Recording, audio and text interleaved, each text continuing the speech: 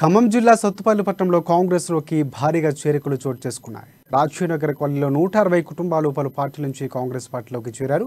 జిల్లా కాంగ్రెస్ నాయకులు డాక్టర్ మట్టా దయానంద్ ఆధ్వర్యంలో కాంగ్రెస్ పార్టీ కండువ కప్పుకున్నారు. బీఆర్ఎస్ ప్రభుత్వం అవినీతిలో కూరుకుపోయిందని, సత్తుపల్లి సింగరేణిలో జరిగిన అవినీతిపై మెడలు వంచి ప్రజలకు న్యాయం జరిగేలా కాంగ్రెస్ పార్టీ కృషి చేస్తుందని మట్టా దయానంద్ చెప్పారు.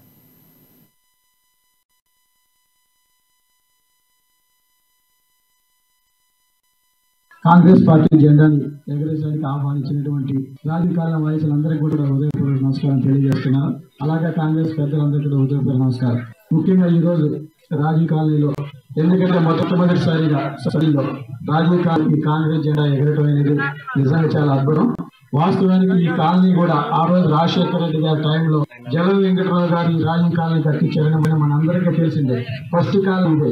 ఎప్పుడైతే ఆ రోజు కాంగ్రెస్ ప్రభుత్వం ఏది ఇచ్చినట్టు రామకృష్ణ గారు ప్రతి కాలనీలో కూడా ఇల్లు కూడా ఆ రోజు రాజశేఖర రెడ్డి గారి టైంలో, వెంకటరావు గారి టైంలో అయింది. తర్వాత ఇప్పుడు మనం చూస్తున్నాం ముఖ్యంగా సత్యపల్లిలో సమస్యలు. ఉదాహరణ రాజకీయాలు చూసుకుంటే ఈ మెయిన్ రోడ్ లో ఇంత మటుకు రోడ్డే లేదు, మనం చూస్తూనే ఉన్నాం. సరైన డ్రైనేజ్ వ్యవస్థ లేదు. ముఖ్యంగా సింగరేణి నుంచి వచ్చే కొల్లెలతో ఇక్కడ ఉన్న ఎంతో మంది దాని బారిన పడి దగ్గు కానీ, జలుబు కానీ, లంగ్ ఇన్ఫెక్షన్స్ కానీ, క్యాన్సర్స్ కానీ కాంగ్రెస్ పార్టీ జెండాని ఎగరేయడానికి ఆహ్వానించినటువంటి రాజకీయ వయసులందరికీ కూడా హృదయపూర్వక నమస్కారం తెలియజేస్తున్నాం.